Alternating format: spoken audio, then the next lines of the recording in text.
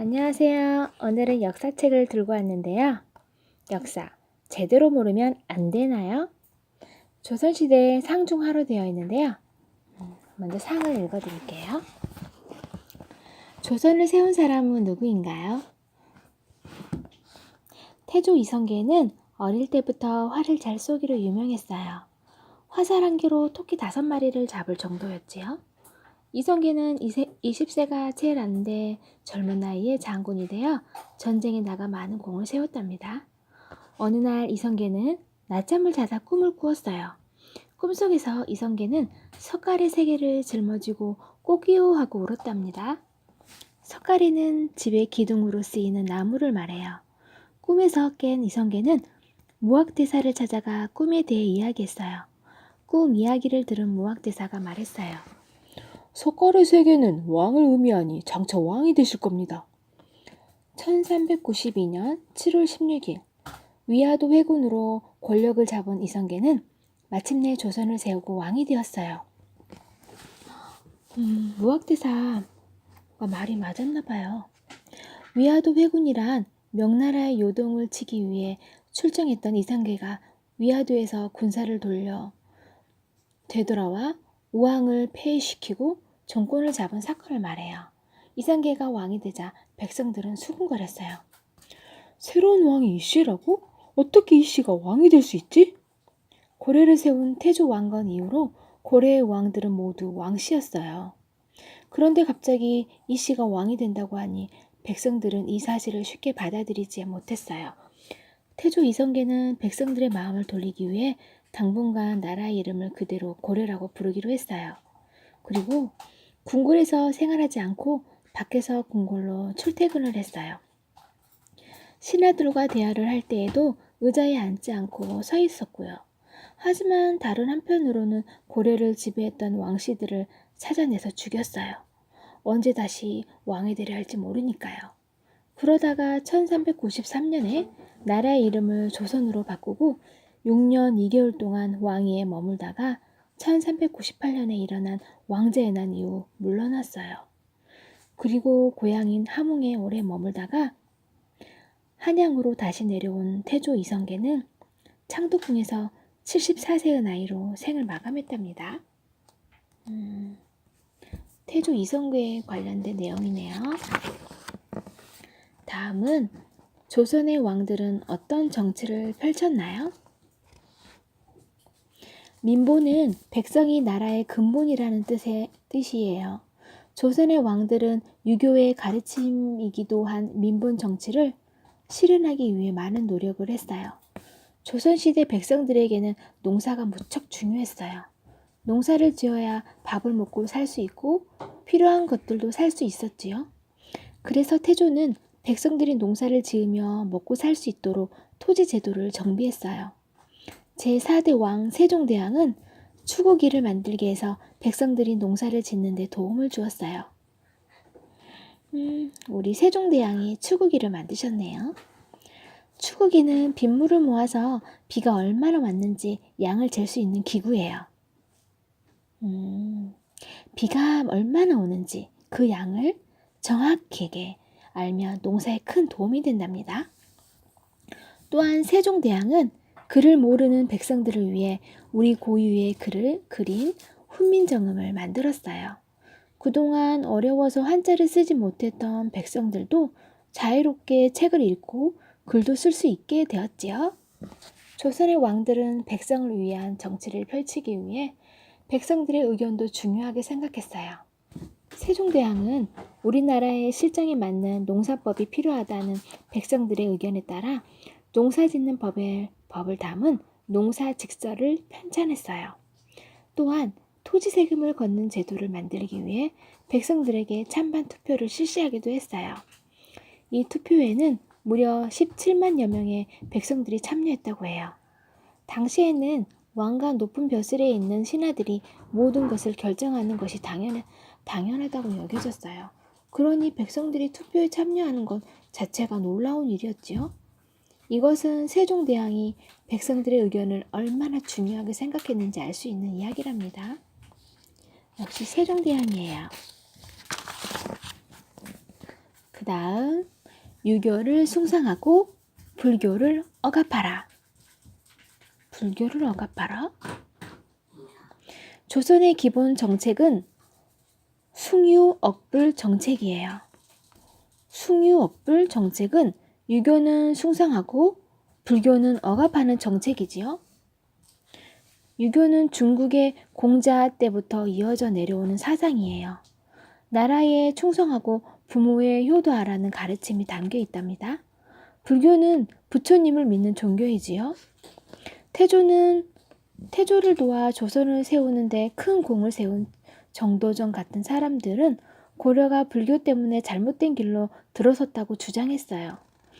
승려가 되라는 사람은 남은 가족은 신경도 쓰지 않고 절에 들어가며 그만이고 절들은 화려한 행사를 열기 위해 가난한 백성들을 시주하려면 괴롭힌다는 것이었지요. 1399년 태조는 불교를 억압하기 위해 도첩제를 만들었어요. 도첩은 승려임을 증명하는 자격증이에요. 승려가 되고 싶은 사람은 포를 내고 도첩을 받아야 했어요. 포란 배를 말해요. 그러니 승려가 되고 싶어도 가진 것이 없으면 될 수 없었지요. 이런 이유로 도첩제가 생긴 뒤 승려의 수는 점점 줄어들었답니다. 제9대 왕 성종은 억불 정책을 더 강력하게 펼쳐서 1492년에 아예 도첩제를 폐지해 버렸어요. 이제 승려가 되고 싶어도 방법이 없어진 것이지요. 하지만 왕들은 이렇게 불교를 억압하는 제도를 만들면서도 한편으로는 불교에 의지했어요. 태조는 무학대사를 늘 가까이 두고 나란히를 운운했어요. 세종대왕은 궁궐 안에 내불당이라는 불당을 짓기도 했죠. 나중에 점점 더 불교에 깊이 빠진 세종대왕은 심지어 훈민정음으로 쓴 불교 창가인 월인청강지곡을 직접 편찬하기도 했답니다. 불교는 조선이 건국되기 전까지 1000년 가까이 전해 내려오던 종교였어요.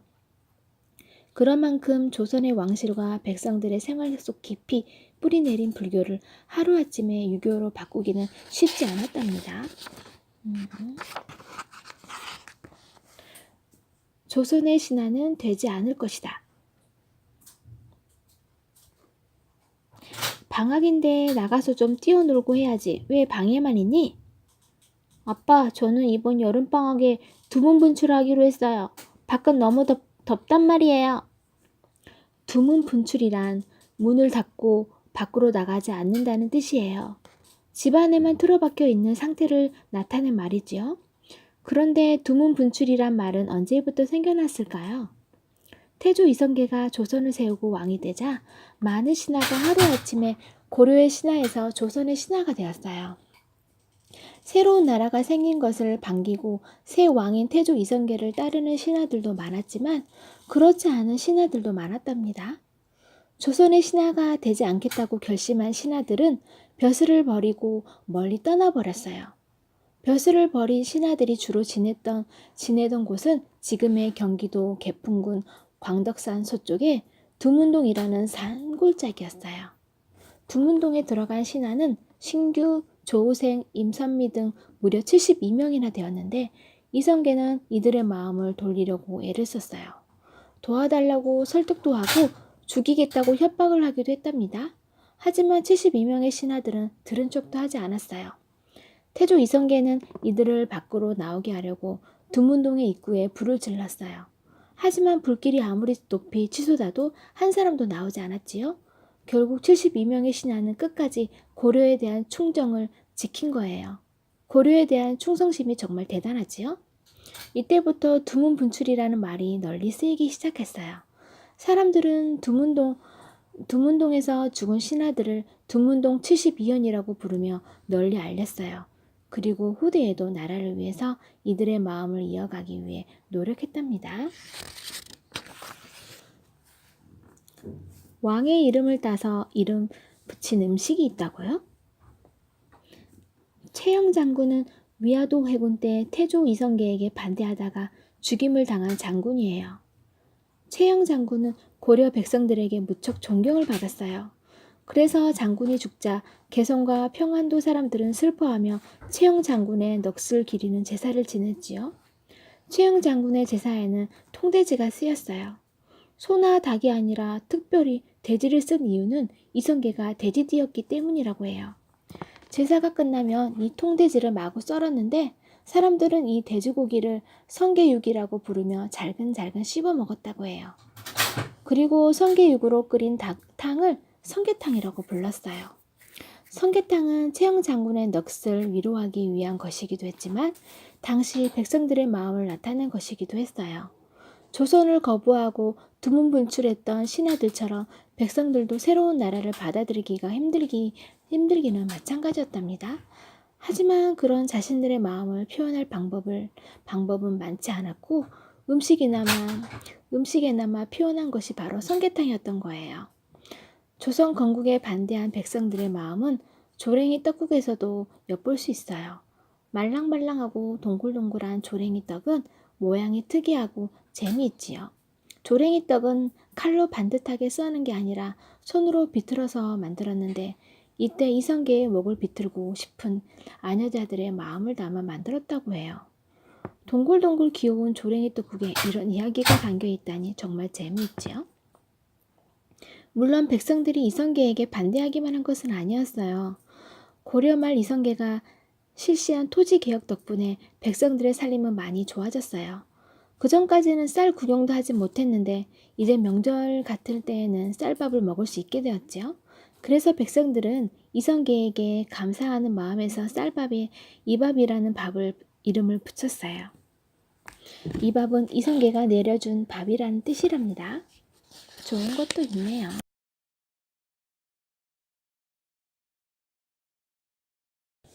조선을 세우는데 큰 공을 세운 사람은 누구인가요? 태조 이성계가 나라를 세우는데 가장 큰 공을 세운 사람은 바로 정도전이었어요. 정도전은 이성계가 왕이 되도록 옆에서 열심히 도왔어요.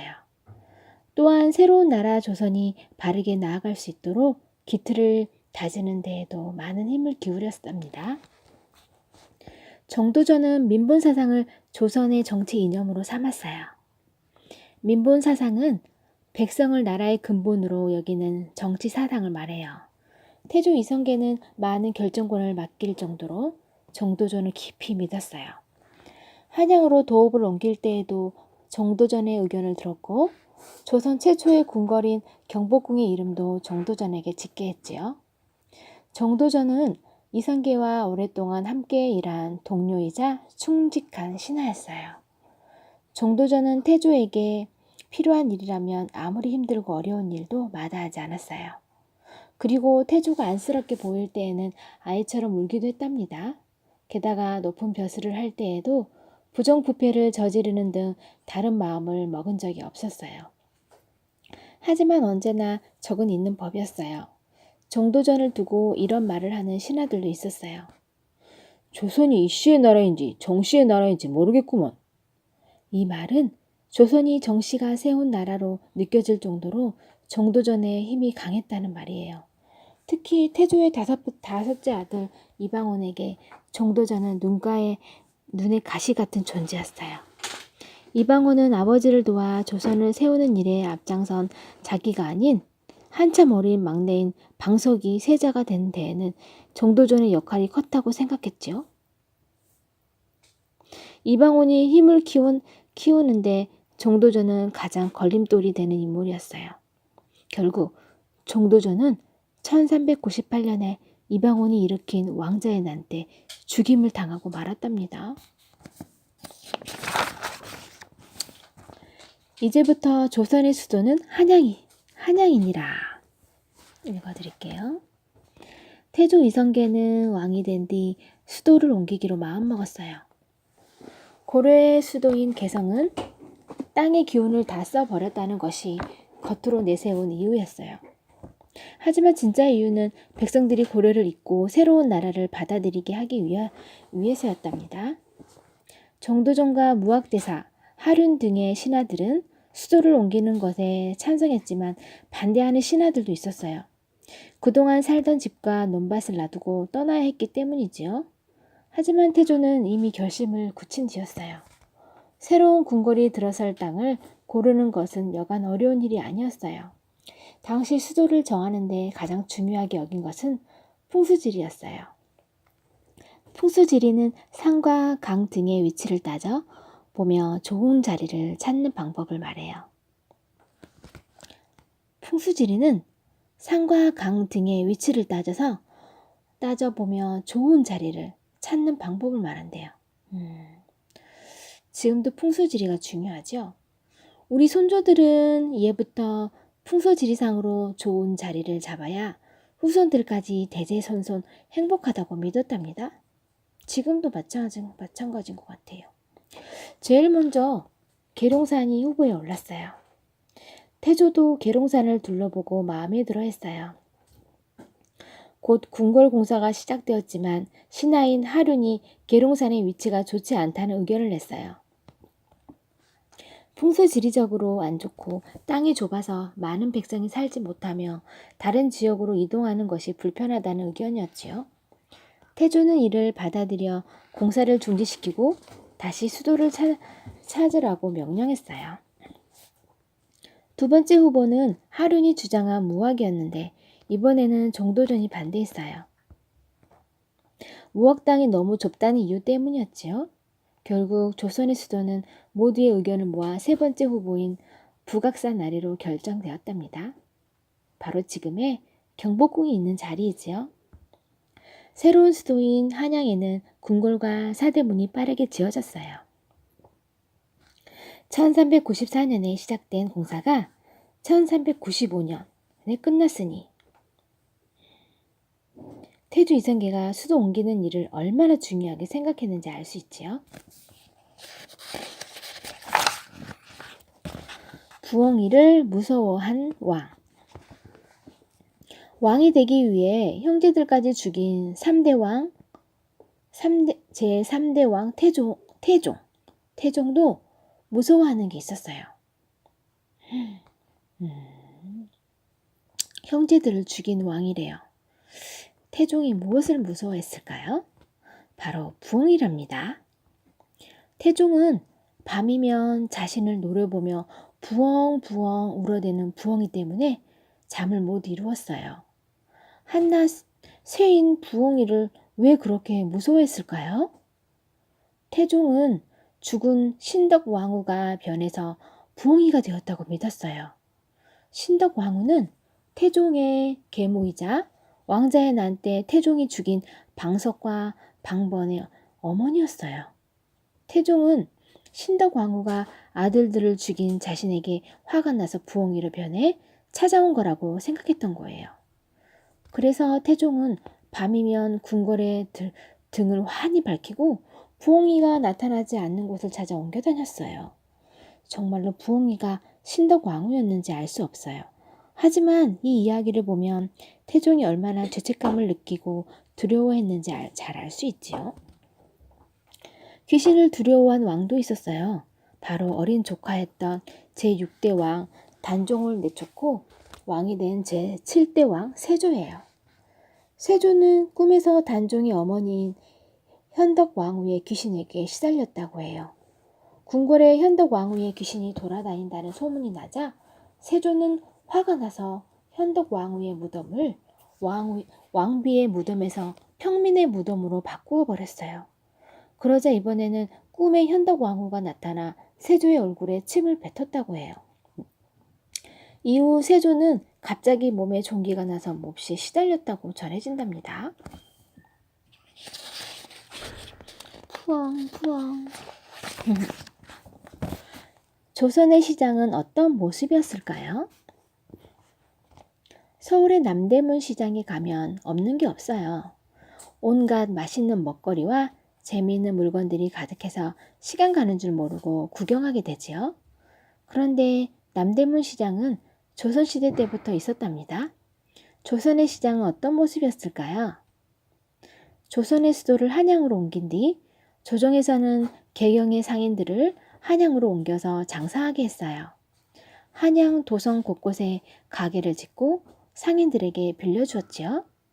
이 가게를 시전이라고 부르고 시전에서 장사를 하는 상인들을 시전상인이라고 불렀어요. 시전상인은 장사를 할 수 있도록 나라에서 허락을 받은 상인들이지요. 오늘날의 남대문 시장은 종로에서부터 남대문까지 길 양쪽에 있던 시장 건물을 설치했던 것에서 유래되었다고 볼 수 있어요.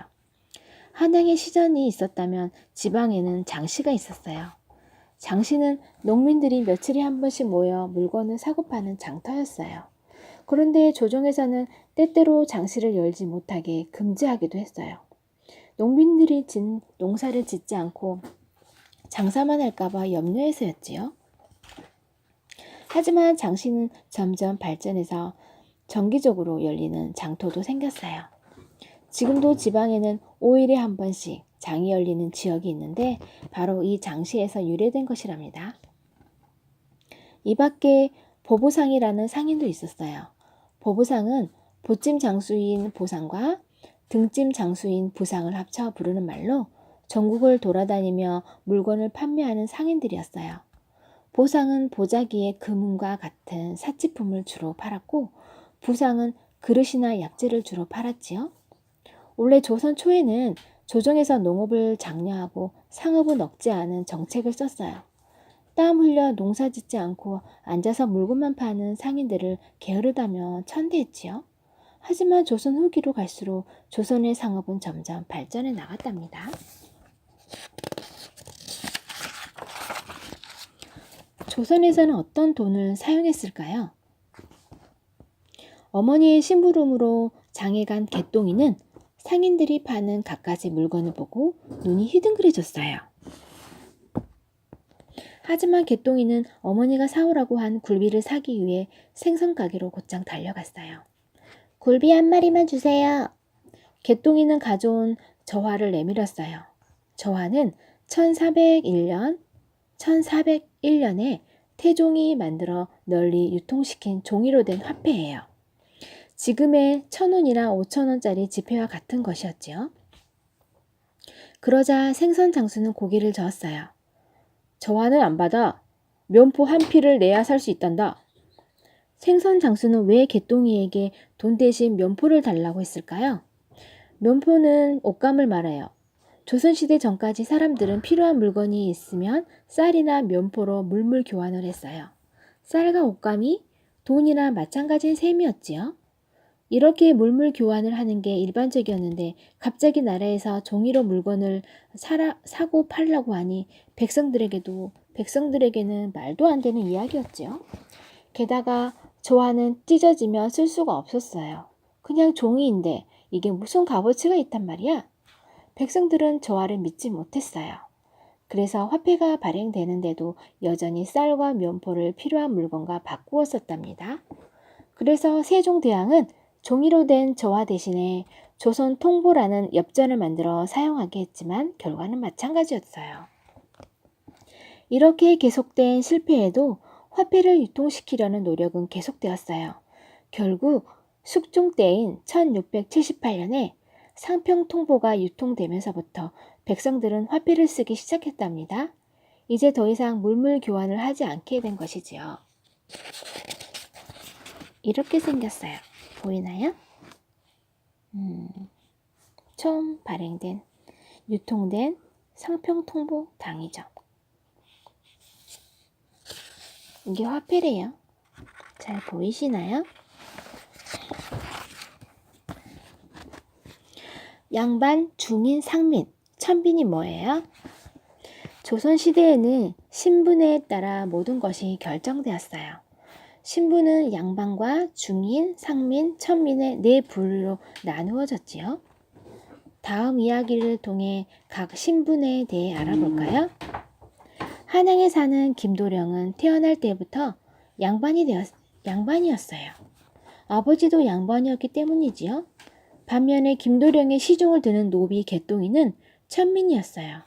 개똥이 아버지도 노비였거든요. 이렇게 아버지가 양반이면 자식도 양반, 아버지가 천민이면 자식도 천민이었어요. 천민에게는 자유가 없어요. 공부를 하거나 벼슬을 하는 건 꿈도 못 꾸었지요. 떡을 사세요. 떡을 사. 맛 좋은 떡이 여기 있어. 마을을 돌아다니는 떡장수를 그냥 지나칠 김도령이 아니지요. 개똥아, 가서 떡장수를 불러와라. 예, 도련님. 개똥이가 데려온 떡장수는 상민에 속한답니다. 상민은 떡장수처럼 물건을 파는 장사꾼과 농사를 짓는 농민 등을 가리켜요. 상민은 과거 시험을 볼 수는 있었지만 실제로 보는 일은 거의 없었어요. 과거를 보려면 돈도 많이 들고 공부할 시간도 필요했거든요. 그런데 떡을 먹던 김도령의 목에 떡이 걸렸지 뭐예요? 아이고, 우리 도련님 죽네. 개똥이는 얼른 달려가 우원을 모셔왔어요. 우원 덕분에 김도령은 목에 걸린 떡을 빼낼 수 있었지요. 우원의 신부는 중인에 속했어요. 지금의 의사나 변호사, 기술자 같은 사람들이 중인에 속했어요. 중인은 과거 시험을 볼 수 있고 벼슬을 얻을 수도 있었지만 오를 수 있는 벼슬에 제약이 있었답니다. 혼인도 같은 신분끼리 해야 했어요. 또 천민은 절대로 양반이 될 수 없었지만 양반은 큰 죄를 저지르면 천민이 되기도 했어요. 이렇듯 조선시대에는 각자의 신분에 따라 받는 대우가 달랐답니다. 천민은 너무 불쌍해요.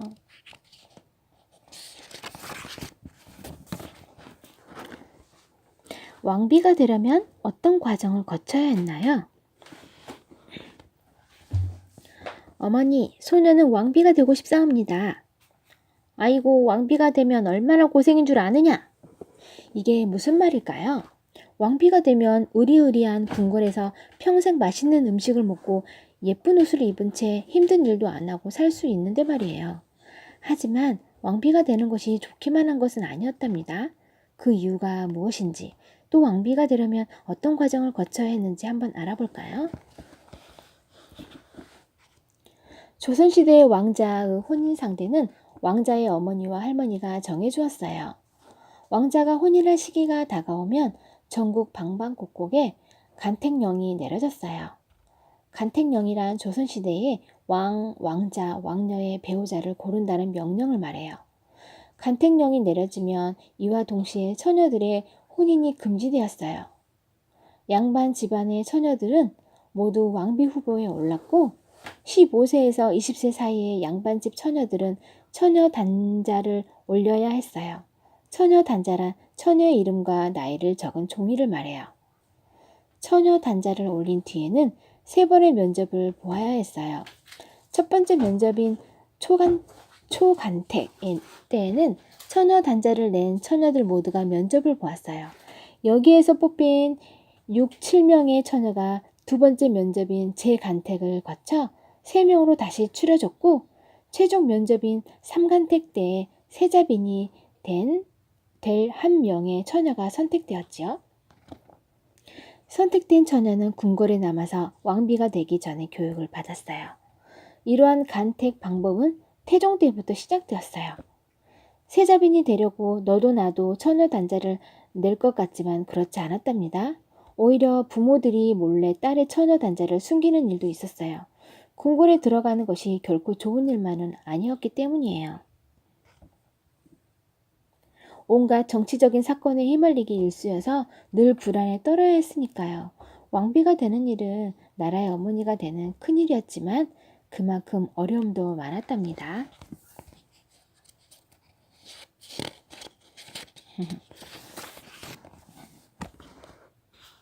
한양에 지어진 조선의 첫 번째 궁궐. 경복궁은 태조 이성계가 조선을 세우고 한양으로 수도를 옮긴 뒤 가장 첫 번째로 지은 궁궐이었어요. 경복궁이라는 이름은 정도전이 지었지요. 경복은 큰 복을 누리라는 뜻이랍니다. 경복궁에서의 왕의 생활은 어떠했는지 한번 살펴볼까요? 전하, 부디 강령하시옵소서. 이 말을 들어본 적이 있지요? 아마 텔레비전에서 사극에서 많이 들어본 말일 거예요. 강령이라는 말은 몸이 건강하고 편안하다는 뜻이에요. 그래서 왕이 휴식하던 건물의 이름도 강령전이랍니다. 왕은 강령전에서 잠도 자고 독서도 하고 신하들을 불러 이야기를 나누기도 했어요. 그러면 왕비는 어디에서 지냈을까요? 왕비는 교태전에서 지냈어요. 왕비를 만나려면 왕이 교태전으로 찾아가야 했답니다. 평소에 왕이 일을 하는 공간은 어디였을까요? 바로 사정전이에요. 사정전에서 왕은 편하게 일을 할 수 있었어요. 그래서 사정전을 편전이라고도 불렀지요. 보통 편전이라고 알고 있는데 그렇죠? 특별한 행사는 근정전에서 열렸어요. 근정전. 근정이란 왕이 부지런하게 정치를 한다는 뜻이랍니다. 근정전은 왕이 신하들의 인사를 받거나 외국에서 사신이 오면 맞이하는 곳이기도 했어요. 그러면 잔치를 하는 장소도 따로 있었을까요? 바로 연못 앞에 지어진 경회루가 그곳이에요. 여기 보이시나요? 여기가 경회루예요. 여기가 사정전이고 긍정전이에요. 여기는 보이시죠? 즐거운 일이 있는 날에는 왕과 신하들이 경회루에 모여 연못의 고요함을 즐기며 잔치를 벌였답니다.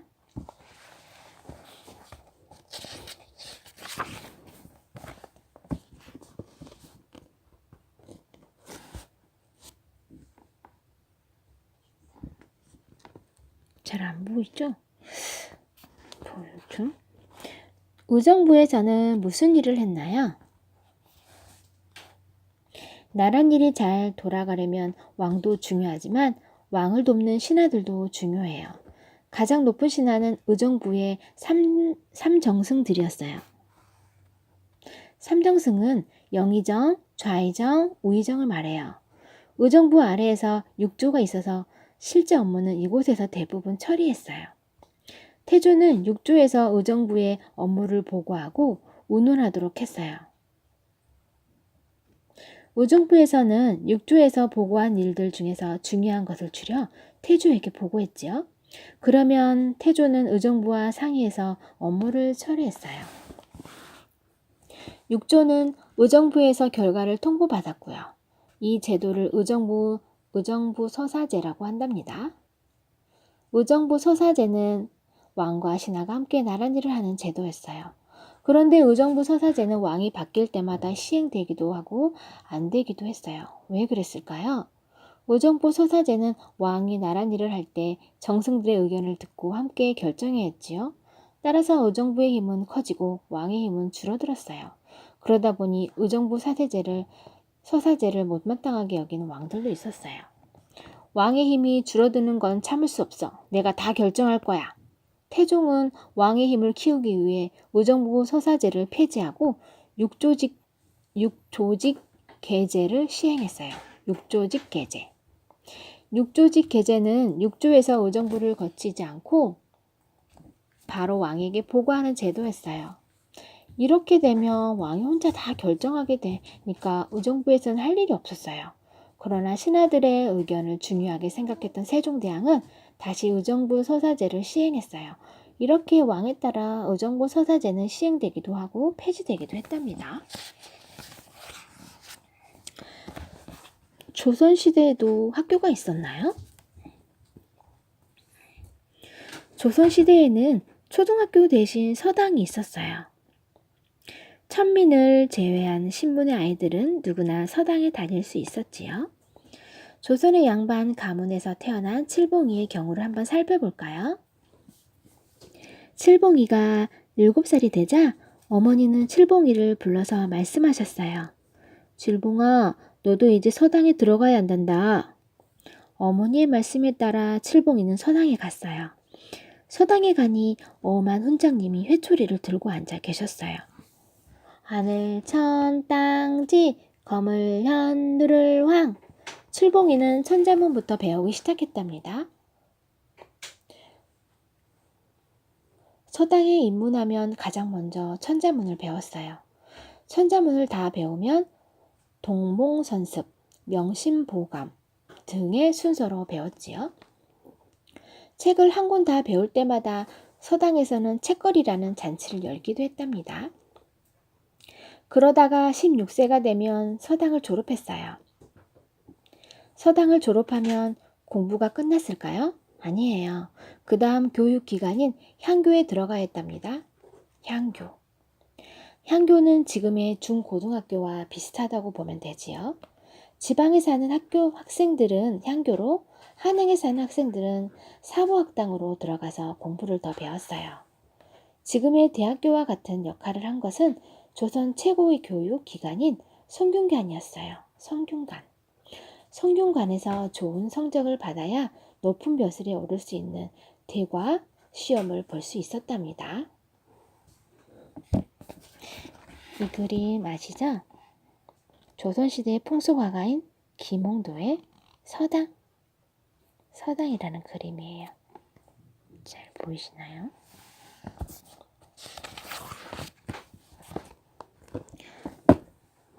조선의 과거제도.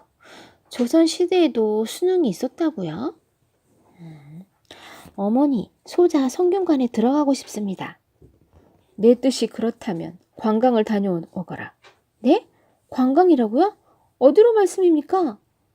오늘날의 대학교와 같은 성균관에 들어가려고 하는데 웬 관광이냐고요? 조선시대의 관광은 여행을 가서 둘러보는 오늘날의 관광과는 뜻이 달랐어요. 당시의 관광은 바로 과거 시험을 보러 가는 것을 뜻했답니다. 과거 시험을 나란히를 하고 싶은 사람이라면 반드시 봐야 하는 시험이었어요. 과거 시험을 볼 선비들은 어느 시험을 볼지 정해야 했어요. 원하는 과목에 지원해서 시험을 보았는데 가장 대표적인 과목은 문과와 무과였어요. 문과는 오늘날의 공무원을 뽑는 시험이라고 생각하면 돼요. 무과는 군인을 뽑는 시험이라고 보면 되고요. 이 밖에 기술자를 뽑는 시험도 있었어요. 이렇게 다양한 분야에서 시험을 치른 뒤 합격하면 과거에 급제하게 되는 거예요. 그 중에서 문과 시험에 소과에 합격하면 성균관에 입학할 수 있는 자격이 주어졌지요. 즉 오늘날의 수능과 같은 셈이었어요. 그런데 열심히 공부해서 시험을 보는 학생들이 있는 반면 공부도 별로 안 하고 시험을 통과하려는 학생들도 많았어요. 보통의 몰래 컨닝할 종이를 가져가서 베끼기도 하고 다른 사람을 대신 보내 시험 보게 하는 사람들도 있었다고 해요. 과거 시험의 경쟁률은 무척 치열해서 공부를 아주 열심히 해야 급제할 수 있었어요. 이렇게 어렵기 때문에 영광을 본다는 의미에서 조선 사람들은 과거 보러 간다는 말을 관광 간다고 했대요. 그런데 왜 요즘은 여행 갈 때 관광 간다고 할까요? 아마도 차가 없던 시절 과거 시험을 보러 가는 길이 멀고 험했기 때문에 멀리 가는 여행을 의미하게 되었을 거예요. 남쪽에 있는 큰 문. 한양에는 한양 안과 밖을 이어주는 큰 문이 4개, 작은 문이 4개 있었어요. 이것을 사대문과 사소문이라고 해요. 동대문은 흥인지문, 서대문은 돈이문, 남대문은 숭례문, 북대문은 숙정문이라는 이름이 붙였는데 이는 각각 유교에서 중시하는 인의 예지를 상징해요. 흥인지문은 어질고 착함을 흥하게 하는 대문이고 돈이문은 의를 숭상하고 돈독하게 하는 대문이었지요. 그리고 숭례문은 예를 숭상하라는 뜻을 가진 대문이었답니다. 숙정문은 맑고 고운 마음을 가지라는 의미의 대문이었지요. 그럼 이 중에서 가장 큰 문은 어느 문일까요? 바로 숭례문이랍니다. 숭례문은 태조 4년인 1395년에 지어지기 시작해서 3년 뒤인 1398년에 완성되었어요. 숭례문은 한양의 남쪽 문이자 정문 역할을 했지요. 그런데 조상들은 한양 남쪽에 있는 관악산을 불의 기운이 센 곳이라고 생각했어요. 그래서 늘 화재에 대비했는데 숭례문의 현판을 세로로 건 것도 화재를 예방하기 위한 것이었다고 해요. 그런데 안타깝게도 2008년 2월 10일 숭례문에 화재가 났어요. 우리나라의 국보 제1호인 숭례문이 불에 타는 모습을 본 많은 사람은 안타까워했지요. 하지만 다행히도 석축 기반이 남아있어서 2013년 다시 원래 모습으로 복원되었답니다. 국보 제1호 숭례문이었답니다. 제1차 왕자의 난. 내가 왕이 될 거야. 뭐? 아버지가 어린 방석을 세자 자리에 앉혔다고? 아버지를 도와드린 건 우리인데 어떻게 이럴 수가 있어? 가만히 있으면 안 돼. 왕자리는 우리 거야. 태조 이성계에게는 13명의 자식이 있었어요. 그 중에서 왕위를 물려받을 수 있는 아들은 8명이었지요. 6명은 첫째 부인인 신우 왕후 한씨가, 2명은 둘째 부인인 신덕 왕후 강씨가 낳은 아들이었어요. 태조 이성계는 다음 왕이 될 세자를 정하는 일을 서둘렀어요. 첫째 부인 한씨의 아들들은 당연히 자신들 중에서 세자가 나올 거라고 생각했어요. 특히 5째 아들인 방원은 아버지가 왕이 되도록 가장 열심히 도왔기 때문에 내심 자신이 왕이 될 거라 기대하고 있었지요.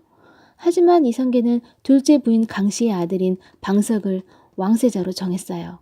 그리고 정도전에게 방석이 왕이 될 수 있도록 가르치게 했어요. 당시 방석은 형들보다 한참 어린 11세였어요. 형들은 화가 머리 끝까지 났지요.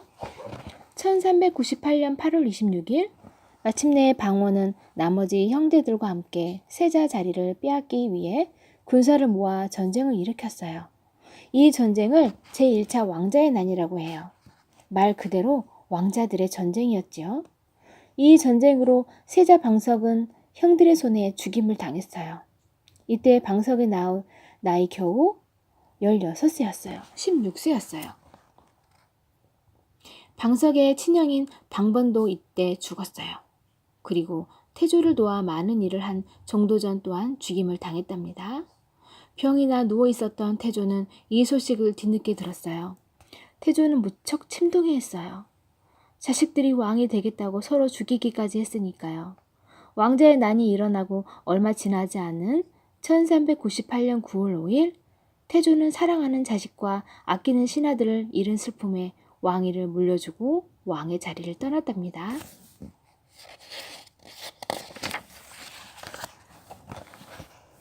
상궁들의 역할. 왕이 먹기 전에 음식을 맛보는 사람이 있었다고요? 왕의 식사는 수라라고 해요. 그런데 왕이 숟가락을 들기 전에 먼저 수라를 맛보는 사람이 있었답니다. 바로 기미상궁이었어요. 왜 이렇게 했던 것일까요? 그 이유는 혹시라도 왕이 먹을 음식에 독이 들었을까봐 먼저 맛을 보기 위해서였어요. 왕은 기미상궁이 모두 맛을 보고 나서야 비로소 식사를 시작했어요. 상궁은 궁녀들 중에서도 높은 위치에 있는 궁녀를 말해요. 궁녀는 궁궐에서 일을 하는 여성을 말하지요. 궁녀들은 직급에 따라 하는 일이 다르고 대우도 달랐어요.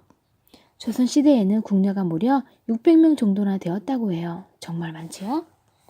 상궁에는 음식을 미리 맛보는 기미상궁 말고도 궁녀들을 관리하는 제조상궁, 왕자와 공주를 돌보는 보모상궁, 왕과 왕비를 곁에서 모시는 지밀상궁 등이 있었어요.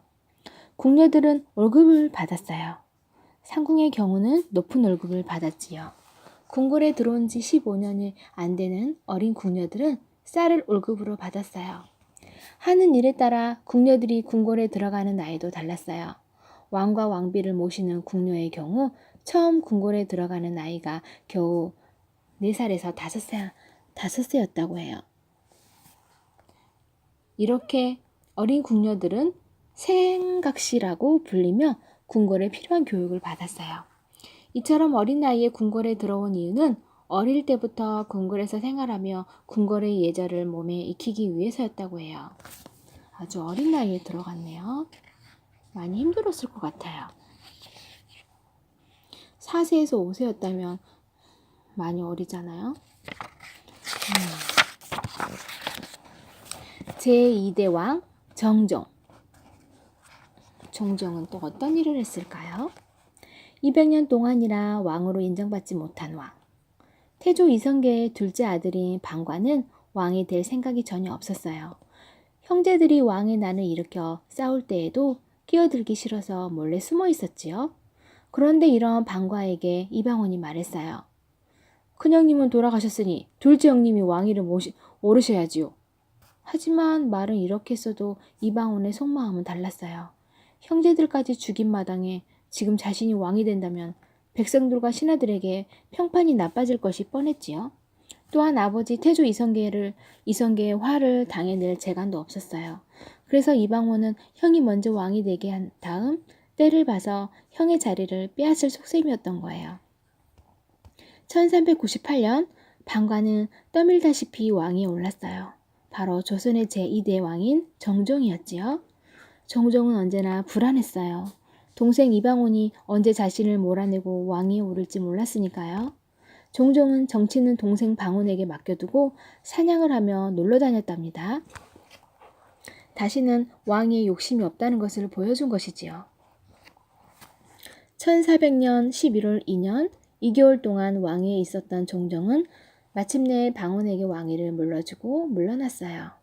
종종은 그 뒤로 사냥을 즐기고 여행을 다니며 남은 인생을 평온하게 보내다가 1419년 9월 26일에 생을 마감했지요. 그런데 종종은 죽은 뒤 오랫동안 왕으로 인정받지 못했어요. 원래 왕은 죽고 3년 뒤에 묘효를 받아요. 이성계의 묘효는 태조, 이방원의 묘효는 태종이었지요. 하지만 종종이라는 묘효를 받는 것은 200년이 지나서였어요. 후대 왕들은 종종을 잠시 왕위를 스쳐 지나간 인물 정도로 취급한 거예요. 결국 종종은 공정대왕으로 불리다가 숙종 7년인 1681년에서야 종종이라는 묘효를 받을 수 있었답니다. 제2차 왕자의 난. 또다시 일어난 왕자의 난. 종종이 왕위에 오른 뒤 모두가 이방원이 그 뒤를 이어 왕이 될 거라고 생각했어요. 하지만 왕위를 넘보는 사람이 한 명 더 있었답니다. 바로 태조의 넷째 아들인 이방간이었어요. 나라고 왕이 못 될 게 뭐야? 그런데 방원이 문제란 말이야? 이때 박포라는 사람이 방간의 앞에 나타났어요.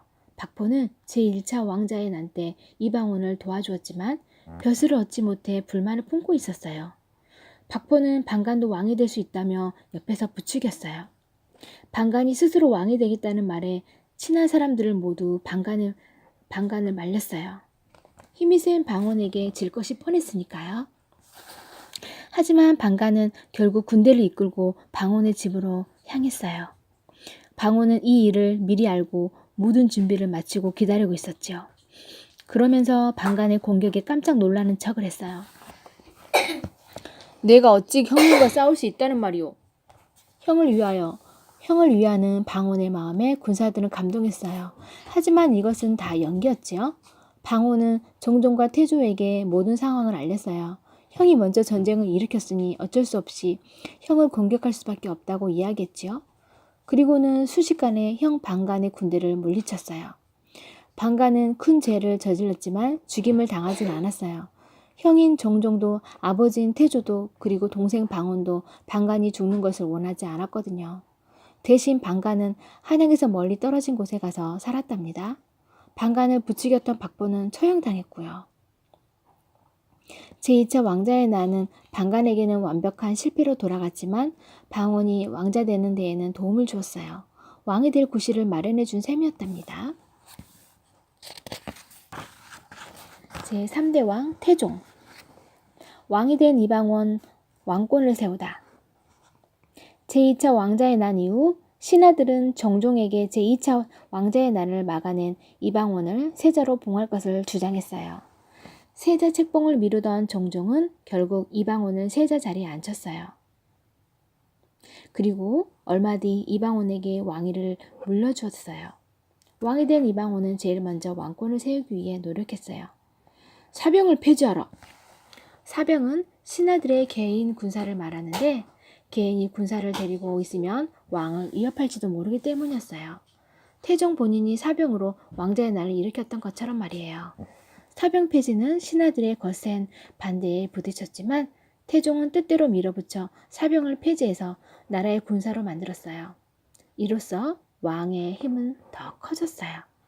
또한 태종은 자신이 왕이 된 데 크게 도움을 준 외척 세력을 견제하기 시작했어요.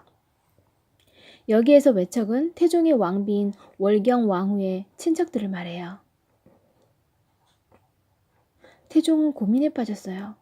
온자가 외가에서 자라서 외가랑 친하단 말이야.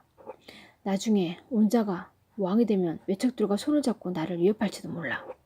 태종은 결국 원경왕후의 친척인 민씨 일가를 몰락시켰어요. 또한 의정부 서사제가 아닌 육조지계제를 선택해 나란일을 직접 결정하기로 했어요. 태종은 왕권을 강화하는 동시에 나라의 기틀을 다지기 위해서도 노력했답니다. 호패법을 실시해서 백성들을 관리하고 세금을 거두어 나라를 안정시켰으며 신문고를 설치해 백성들의 목소리를 들으려 했지요. 백성들을 교육하기 위해 향교도 고을마다 설치했어요. 그러다가 1418년 8월에 세종대왕에게 왕위를 물려주고 자리를 떠났어요. 형제들과 많은 신하를 죽이며 왕위에 올랐지만 태종이 조선의 기틀을 다진 왕이라는 점은 틀림없는 사실이랍니다. 함흥차사, 한 번 가면 돌아오지 않는다고요? 이방원이 기어코 정종을 몰아내고 왕위에 오르자 이성계는 화가 나서 함흥으로 떠나버렸어요. 함흥은 지금의 북한 함경남도에 있는 땅으로 이성계의 고향이기도 해요. 왕이 된 태종 이방원은 아버지와 화해하고 싶었어요. 태종은 아버지가 있는 함흥에 차사를 보냈어요. 차사는 왕이 시킨 중요한 심부름을 맡은 사람을 말해요. 하지만 함흥에 간 차사들은 다시 돌아오지 못했어요. 태종을 괘씸하게 여긴 태조가 차사들을 감옥에 가두거나 활로 쏴서 죽여버렸거든요. 태종은 차사들이 계속 돌아오지 않자 이번에는 아버지의 옛 친구인 박순을 차사로 보냈어요. 박순은 어미말과 망아지를 데리고 함흥으로 갔어요. 그러고는 태조의 집 근처에서 망아지는 나무에 메어놓고 어미말만 타고 갔어요. 태조는 박순을 반갑게 맞으면 들어오라고 했지요. 하지만 어미말이 버티고 서서 들어갈 생각을 하지 않았어요. 도대체 자네 말이 왜 이러는 것인가? 자식과 떨어져 있으니 어미의 발걸음이 떨어지지 않는 게지요. 허허, 부모 자식 간을 갈라놓으면 쓰나 망아지도 데려오시게. 박수는 망아지와 어미말을 통해 부모 자식 간에 뗄 수 없는 정을 은근히 보여준 거예요. 며칠 뒤 박순과 태조는 쥐 한 마리가 자기 새끼가 떨어지려는 것을 붙잡아 끄는 모습을 보게 되었어요. 저 쥐가 새끼를 위하는 모습을 보십시오. 이제 그만 노여하시고 한양으로 돌아가시지요. 박순의 말에 태조는 마음이 흔들려 결국 돌아가기로 약속했지요. 하지만 태조의 신하들은 박순을 믿으면 안 된다고 주장했어요. 태조는 고민 끝에 먼저 길을 떠나 박순이 강을 건너지 않았으면 죽여도 좋다고 했어요. 이미 충분히 강을 건너고도 남을 시간이었기에 박순이 안전할 거라고 생각했던 거예요. 하지만 병이 나는 바람에 강을 건너지 못했던 박순은 결국 그 전에 차사들처럼 죽고 말았답니다. 이처럼 함흥에 간 차사들은 돌아오는 법이 없었기 때문에 이때부터 함흥차사라는 말이 생겨났답니다.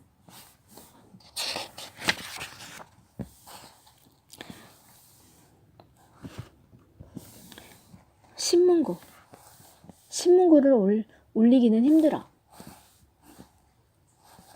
1401년 태종은 백성들이 직접 억울함을 호소할 수 있도록 궁궐 밖에 북을 달았어요.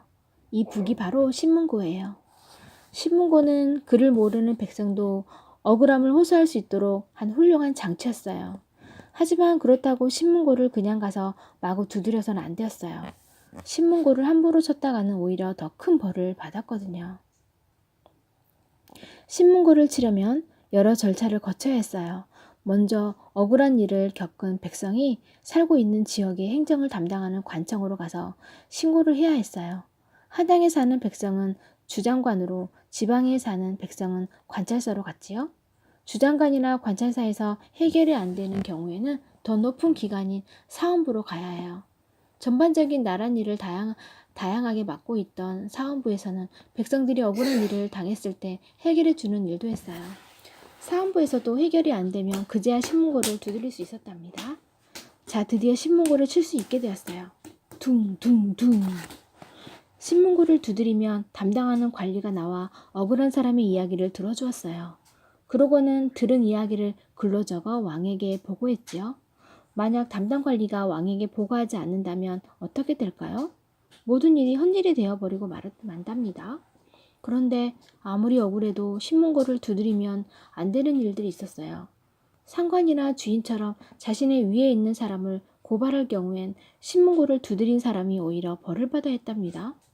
신문고를 두드릴 수 있는 일에 제한은 점점 엄격해졌어요. 그리고 이렇게 절차가 까다롭다 보니 신문고를 두드리는 것은 대부분 한양의 관리들이었고 노비나 상민들은 신문고를 거의 이용하지 않았어요. 게다가 먼 지방에 사는 백성이 한양까지 와서 신문고를 친다는 것은 거의 불가능했답니다. 조선에도 주민등록증이 있었다고요? 호패법. 주민등록증은 만 17세가 넘는 대한민국 국민이라면 누구나 갖고 있는 신분증이에요. 사진과 함께 이름, 주소, 주민등록번호 등이 쓰여 있는 카드이지요. 내가 누구인지 증명해야 한다면 주민등록증을 보여주면 된답니다. 그러면 조선시대에는 어떻게 신분을 증명했을까요? 조선에도 주민등록증이 있었어요. 바로 호패랍니다. 만 16세 이상의 남자들은 신분에 따라 나무나 사슴 뿔, 코끼리의 상아 등 다양한 재료를 만든 작은 패인 호패를 지니고 다녀야 했어요. 호패법은 1354년에 고려의 공민왕이 원나라를 따라 시행한 제도예요. 하지만 잘 시행되지 않았고 조선시대에 와서야 널리 시행되었지요. 그렇다고 해서 조선시대에도 호패를 꾸준히 사용했던 건 아니랍니다. 1413년에 태종이 호패법을 처음 실시한 이후 호패법은 조선시대 내내 중단되었다가 다시 시행되기를 반복했어요. 호패법을 이용하면 백성들을 더 수월하게 관리할 수 있었어요. 호패를 만든 사람이 군대에 가야 하는지, 안 가도 되는지, 세금을 얼마나 내야 하는지 등을 쉽게 알 수 있었지요. 또한 발급된 호패의 수를 통해 인구 수를 파악할 수 있었어요. 하지만 이러한 점이 백성들에게는 불편한 것이었어요. 호패법 때문에 군대에 안 갈 수도 없었고 세금을 안 낼 수도 없었으니까요. 그래서 백성들은 양반의 노비로 들어가 군대를 피하거나 호패를 위조해서 신분을 속이기 일쑤였답니다. 나라에서는 이런 문제를 해결하기 위해 호패를 지니지 않으면 곤장 50대를, 호패를 남에게 빌려주면 곤장 100대를 치는 등 법이 강화했어요. 곤장을 막대기로 엉덩이를 맞는 형벌이에요. 세조 때에는 호패청이라는 관청을 따로 만들어 관리했고 숙종 때에는 호패를 종이로 만들어 가지고 다니기 쉽게 하고 위조하기 어렵게 만들기도 했어요. 하지만 그리 큰 효과를 얻지는 못했답니다. 창덕궁. 경복궁이 있는데 왜 다른 궁궐을 또 지었나요? 태종 이방원은 종종이 개경으로 바꾼 수도를 다시 한양으로 되돌리고 싶었어요. 일전에 종종은 왕자의 난이 일어났던 한양에 있기 싫어 수도를 개경으로 옮겼거든요. 그런데 태종 자신도 한양의 경복궁으로 돌아오는 것이 여러 가지로 마음에 걸렸어요. 그래서 경복궁의 동쪽에 새로운 궁궐을 지었어요. 이것이 바로 창덕궁이에요. 창덕궁은 1404년 10월에 공사가 시작되어 1년 후인 1405년 10월에 완성되었어요. 아버지인 태조 이성계가 경복궁을 1년 만에 지었던 것처럼 창덕궁도 빠르게 지어졌지요. 창덕궁은 원래 이궁으로 지어졌어요. 이궁은 나라의 전쟁이나 큰일이 있어서 공식 궁궐을 사용하지 못할 때를 대비해서 지은 궁궐을 말해요. 조선의 공식 궁궐은 경복궁이었지만 조선의 왕들 중에는 경복궁보다 창덕궁을 더 좋아하는 왕들이 많았답니다. 정갈하고 질서 있게 지어진 경복궁과 달리 창덕궁은 자연을 그대로 살려 조화롭게 지어졌기 때문이에요. 창덕궁은 산과 물이 어우러져 경관이 무척 아름답지요. 창덕궁 곳곳에는 눈길을 끄는 아름다운 정원도 많이 있고요. 비록 경복궁보다 규모는 작지만 조선시대의 독특한 궁궐 건축과 정원 문화를 대표하는 궁궐로 유네스코 세계 문화유산으로도 지정되었답니다.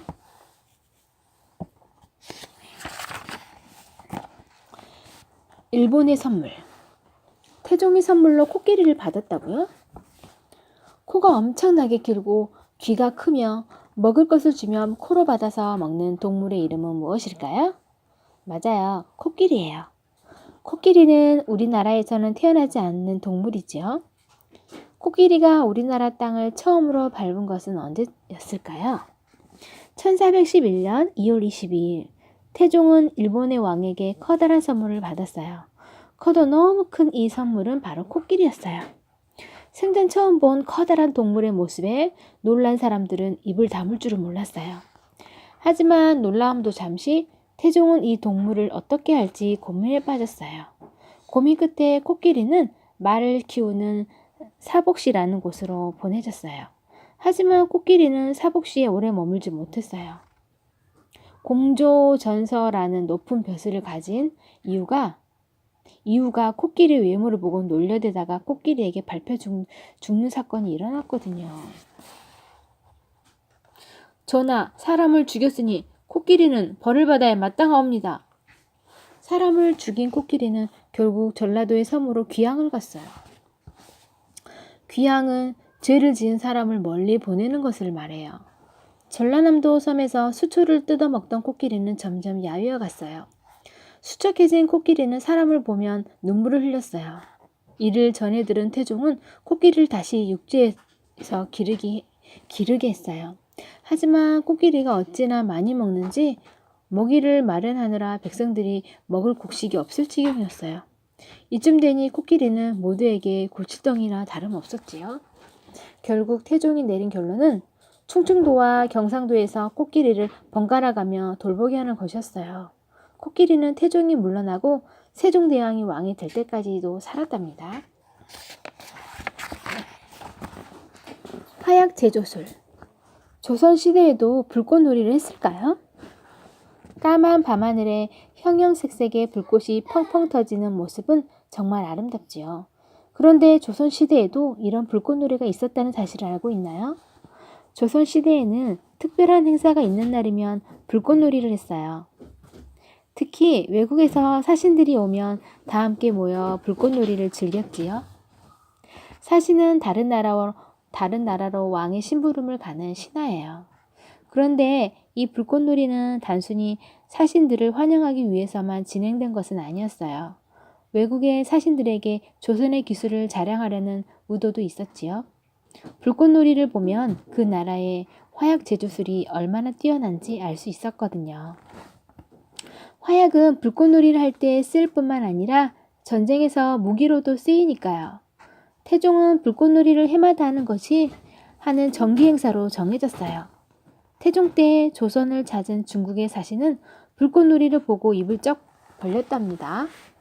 아니, 조선의 화약 기술이 이렇게 대단하다니. 조선의 화약 제조술은 나날이 발전했어요.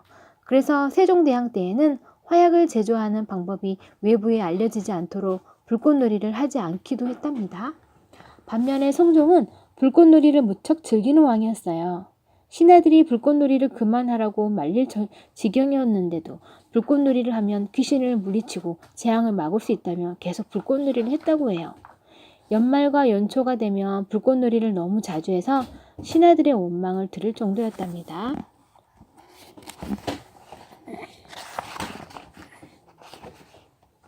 조선 왕조실록. 왕도 읽으면 안 되는 책이 있었다고요? 조선 왕조실록은 조선 왕조에서 벌어진 일들을 빠짐없이 기록한 책이에요. 이 책 덕분에 오늘날 우리는 조선 사람들이 어떻게 살았는지 알 수 있지요. 자, 그러면 실록이 어떻게 만들어졌는지 알아볼까요? 조선 왕조실록은 사관이 적은 기록을 바탕으로 만들어졌어요. 사관은 왕을 따라다니며 왕이 하는 말을 기록하는 사람이에요. 사관은 왕이 무슨 말을 하든지 그대로 받아 적었어요. 그래서 왕들은 사관을 무서워했답니다. 말 한마디 잘못했다가는 대대손손 그 말이 전해질 테니까요. 한 번은 사냥을 즐겨가던 태종이 사냥을 하다가 말에서 그만 떨어졌어요. 태종은 주변을 둘러보며 이렇게 말했어요. 사관이 알게 하지 마라. 하지만 사관은 이 말까지도 그대로 적었답니다. 태종이 사관에게 알리지 말라고 말했다고 말이지요. 어때요? 왕의 모든 것을 기록하겠다는 사관의 집념이 대단하지요? 왕이 죽으면 나라에서는 임시로 실록청을 설치했어요. 실록청에서는 사관이 작성한 사초와 시정기를 수집해 실록으로 만들어졌죠. 사초는 사관이 왕에 대한 모든 것을 적은 기록을, 시정기에는 서울과 지방 관청의 업무 문서를 말해요. 조선시대에 만들어진 대부분의 책은 완성되면 왕에게 바쳐졌지만 실록만은 예외였어요. 왕은 실록의 내용을 볼 수 없었답니다. 왕이 읽고 혹시라도 실록의 내용을 고치라고 요구할지도 모르니까요. 실록은 여러 부 만들어져 여러 곳에 나누어 보관이 되었어요. 한 부만 만들었다가 혹시라도 화재가 나서 없어지면 안 되니까요. 실록을 보관하는 곳은 사고라고 불렀어요. 사고란 역사물을 보관하는 소고를 뜻한답니다. 사고에서 불이 나 실록이 불에 타버리면 다른 사고에 보관되어 있던 실록을 베껴서 다시 갖다 놓았어요. 조선 왕조실록은 1973년에 우리나라의 국보로 지정되었어요. 그리고 1997년에는 그 가치를 인정받아 유네스코 세계기록유산으로 등록되었답니다.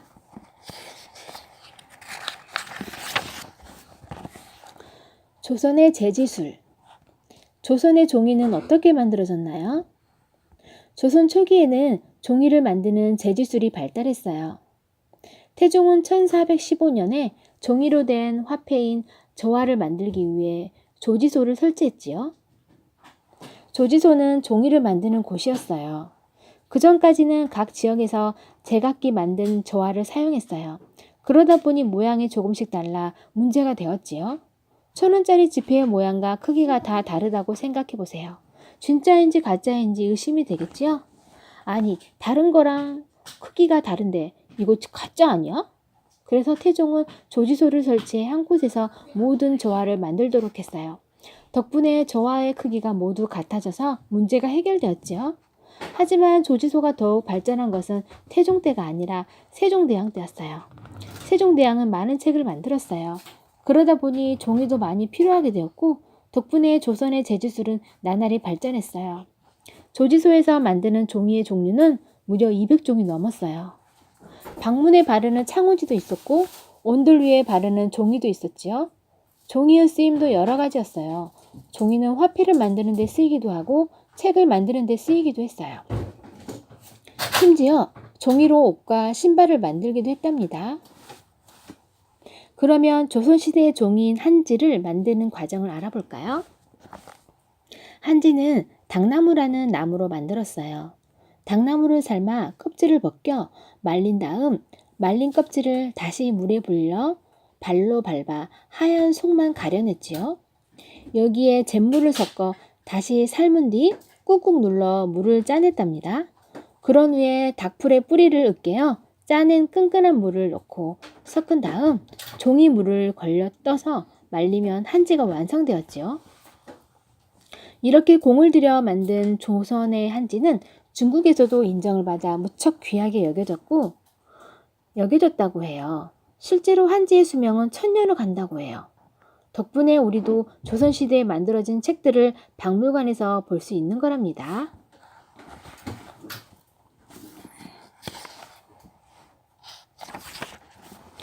양녕대군과 효령대군.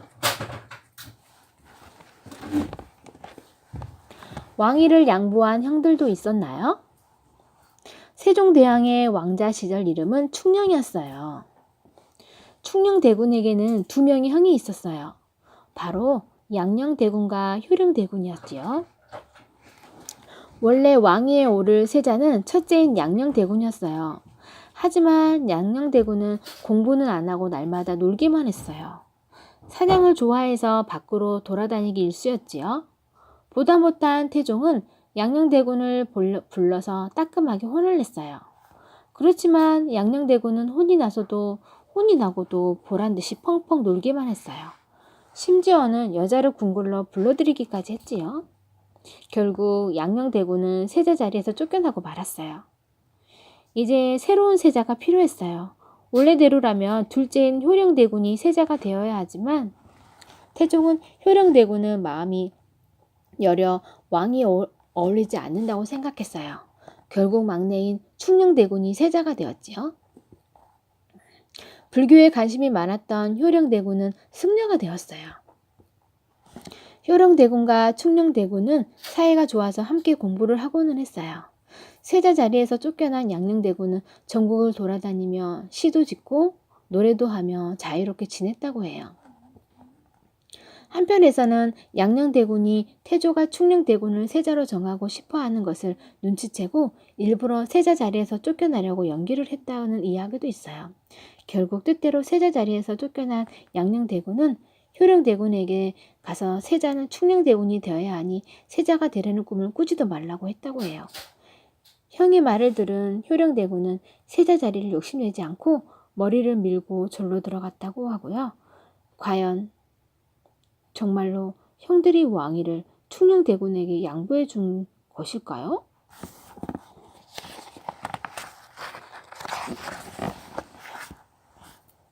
제4대 왕 세종. 눈병이 날 정도로 책을 좋아한 왕이 있었다고요? 세종대왕은 태종의 셋째 아들로 어린 시절의 이름은 이도예요. 도는 어렸을 때부터 책을 좋아했어요. 손이 닿는 곳 어디든 책을 두고 언제나 책을 읽었답니다. 심지어 도는 몸이 아플 때에도 책을 손에서 놓지 않았어요. 한 번은 몸이 아파 누워있으면서도 책을 읽었어요. 그 모습을 본 아버지 태종은 화가 나서 신하에게 책을 모조리 빼앗으라고 명령했어요. 도는 읽을 책이 없어져 깊은 슬픔에 잠겼어요. 그런데 그때 병풍 뒤에서 책 한 권이 눈에 띄었어요. 도는 그 책을 닳고 닿을 때까지 수백 번이고 반복해서 읽었답니다. 언제나 책을 손에서 놓지 않아서 세종대왕은 자주 눈병에 시달렸다고 해요. 세종대왕의 책사랑 정말 대단하지요? 이렇게 어려서부터 독서를 좋아하고 총명했던 세종대왕은 태종의 뒤를 이어 조선의 4대 왕이 되었어요. 언제나 책 속에서 해답을 찾으려 했던 세종대왕은 학문 연구 기관인 집현전을 확대해서 학자들에게 공부와 연구를 하게 했어요. 덕분에 역사와 지리, 과학, 음악 등 학문 분야가 다양하게 발전했답니다. 또한 측의규와 혼천의 등을 발명하게 해 과학 기술을 발전시켰고 농사책인 농사직서를 편찬해 농민들에게 도움을 주었어요.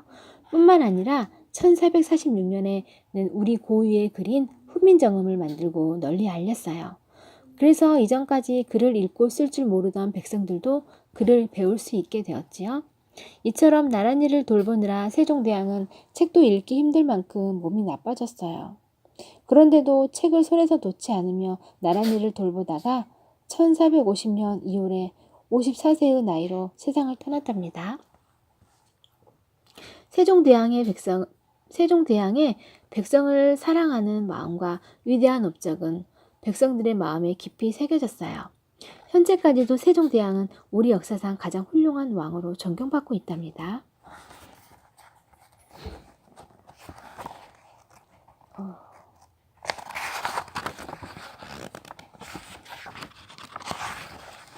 시모. 심씨와 박씨는 왜 결혼을 하지 않았나요? 시모는 세종대왕의 장인이에요. 시몬의 아버지 심덕부는 조선이 건국될 때 큰 공을 세운 신하였지요. 그래서 시몬의 집안은 아버지 때부터 높은 벼슬을 해온 명문가였답니다. 그런데 충녕대군이 왕이 되자 상왕인 태종은 고민에 빠졌어요. 외가 쪽의 세력이 강하면 위험하단 말이야.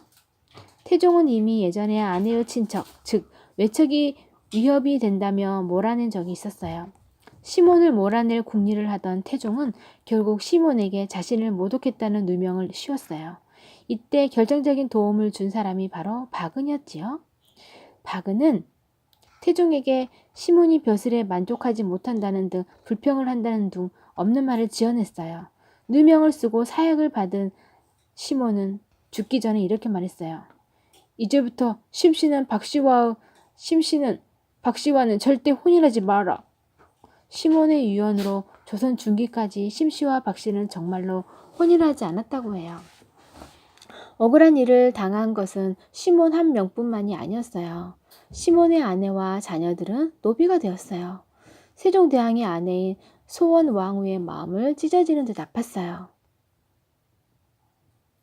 자신이 왕비가 된 탓에 아버지를 잃고 어머니와 자매들이 노비가 되었으니까요.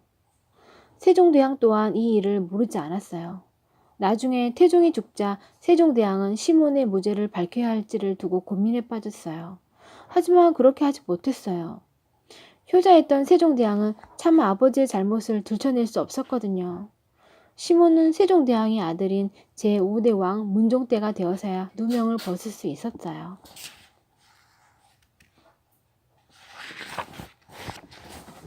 조선의 만우절. 첫눈이 오는 날에는 거짓말을 해도 괜찮았다고요? 1418년 겨울 경복궁에 첫눈이 내리자 상황태종은 장난기가 발동했어요. 태종은 첫눈을 담은 상자를 신하인 최유에게 주며 말했어요. 이 상자를 노상왕께 약이라 하고 드려라. 노상왕은 태종의 형인 정종을 가리켜요. 조선에는 고려 때부터 전해 내려온 풍습이 있었어요. 바로 첫눈을 담아 상대에게 보내면 받은 사람이 술을 한 잔 사야 한다는 풍습이었지요. 하지만 심부름을 온 사람이나 눈을 보낸 사람을 미리 잡으면 술을 사지 않아도 되었어요. 태종이 형인 정종에게 장난을 친 거예요. 상자를 열어본 정종이 얼른 채유를 잡으라고 명령했지요. 이미 채유는 잽싸게 도망가 버린 후였답니다. 할 수 없이 정종은 태종에게 술을 한 잔 사야 했어요. 이렇게 첫눈이 오는 날이면 왕과 신하할 것 없이 누구나 거짓말하며 장난을 쳤어요. 이날만큼은 신하들이 거짓말을 해도 봐주었지요. 물론 너무 지나친 장난은 예외였지만요. 조선에서 첫눈이 오는 날은 오늘날의 만우절과 비슷했던 셈이에요. 첫눈이 온 날을 이렇게 즐겁게 보낸 데에는 이유가 있었어요. 조선은 농업을 가장 기본으로 삼는 나라인 만큼 첫눈은 다음 해에 풍년이 들 거라는 사실을 알려주는 중요한 소식 중 하나였어요. 겨울에 눈이 오지 않으면 보리가 싹이 트지 않고 땅이 거칠어져 다음 해에 첫 농사뿐만 아니라 다음 해에 이어지는 농사들도 잘 되지 못할 가능성이 컸어요. 그런 만큼 첫눈이 내린다는 것은 다음 해 농사의 시작이 좋다는 것을 뜻했어요. 그래서 첫눈이 오는 날이면 모든 사람들이 기뻐하며 즐겁게 보냈던 것이랍니다.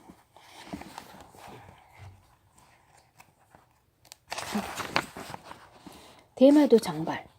대마도의 왜구를 물리쳐라.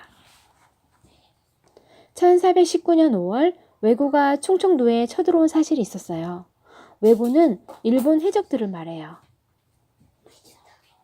충청도에 침입한 왜구들은 백성들을 공격하고 재산을 빼앗아 갔어요. 그리고 이 사건이 있고 며칠 뒤에는 황해도 해주로 몰려와 식량을 달라고 요구하기까지 했어요. 이 소식을 들은 상황태종은 세종대왕을 대신해 나섰어요. 당시에는 상황태종이 군사 분야를 지휘하고 있었거든요. 대마도에 가서 적들을 물리쳐라. 태종의 명령을 받은 이종무 장군은 군사 1만 7천여 명을 이끌고 대마도를 향했어요. 대마도의 외인들은 자기 편이 들어오는 줄 알고 환영하러 나갔다가 조선의 군사인 것을 보고는 깜짝 놀라 산으로 도망갔어요. 조선군은 대마도에 잡혀있던 사람들을 구출하고 외인들의 집을 불태워버렸어요. 산속에 숨은 외인들은 급히 도망가느라 식량도 제대로 챙기지 못한 상황이었어요.